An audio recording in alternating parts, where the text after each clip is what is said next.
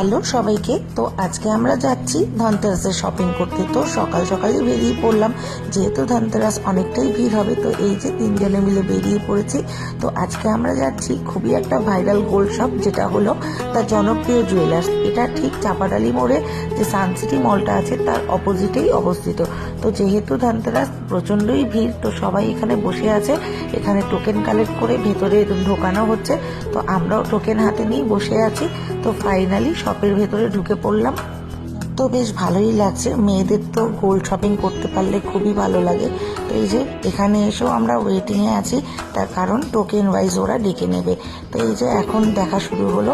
শাখা পড়তে আমি এত ভালোবাসি, এত শাখা বাঁধানো থাকা সত্ত্বেও আমার নজরটা ঠিক শাখার ওপরেই যায়। তো এবার দেখছি একটু পার্ল সীতাহার। বাড়ি থেকে বেরিয়ে এসেছিলাম যে একটু পার্ল সীতাহার দেখবো। বেশ কয়েকটা দেখার পরে কনফিউজড হয়ে যাচ্ছিলাম, কোনটা ছেড়ে কোনটা নেব সেটাই ভাবছিলাম। তো তোমরাই বলো দেখি কোনটা বেশি ভালো লাগছে। তো এরপরে দেখছিলাম একটু ডেলিভারের জন্য লোহা বাঁধানো, লাইট ওয়েটের মধ্যে বেশ সুন্দর সুন্দর লোহা বাঁধানোর কালেকশন ছিল। আরও বেশ কিছু জিনিস দেখার পরে আমার এই শাখা বাঁধানোটাতেই চোখ আটকে গিয়েছিল, কিন্তু আমার সাইজে ছিল না।